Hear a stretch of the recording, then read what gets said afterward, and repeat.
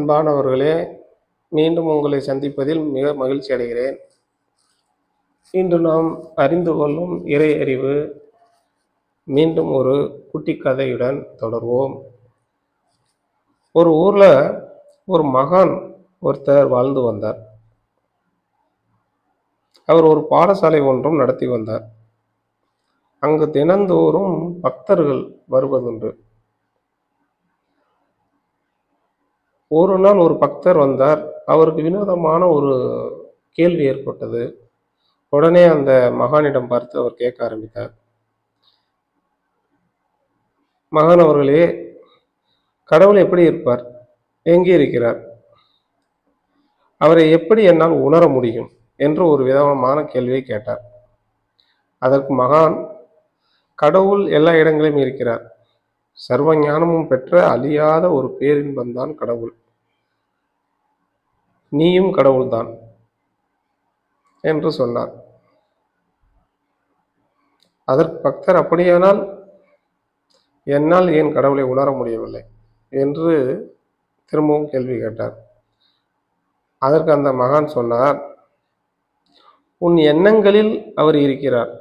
ஆனால் உன் எண்ணமோ உலகில் நடக்கும் விஷயங்களில் சூழ்ந்திருக்கிறது.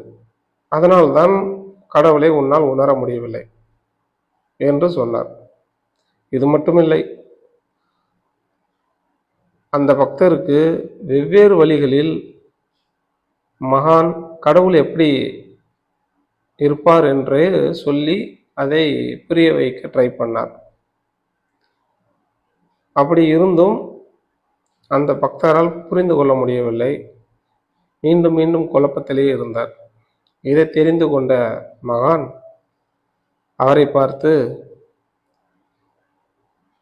நீ ஹரித்துவாருக்கு செல். அங்கு ஓடும் கங்கை நதியில் ஒரு அபூர்வ வண்ணத்தை கொண்ட ஒரு மீன் இருக்கிறது. அந்த அபூர்வமான மீன் மனிதர்கள் போல் பேசும். நீ அதை போய் பார்த்தால் அது உனக்கு உன்னுடைய கேள்விக்கான பதில் கிடைத்துவிடும் என்று சொன்னார். உடனே அந்த பக்தனும் கிளம்பி போயிட்டான். இந்த கதையிலிருந்து நான் என்ன தெரிந்து கொண்டேன் என்றால், நாம் எப்போ நம்ம மனதை ஒருமுகப்படுத்தி இறைவனை நினைக்கிறோமோ அப்போ நம்மளால் இறைவனை உணர முடியும் என்று தான் நான் நினைக்கிறேன். இந்த கதையின் மூலம் நான் படித்து அறிந்து கொண்ட இந்த கதையை உங்களிடம் பகிர்ந்து கொள்வதில் மிகவும் மகிழ்ச்சி அடைகிறேன். நன்றி. மீண்டும் ஒரு கதையுடன் சந்திப்போம்.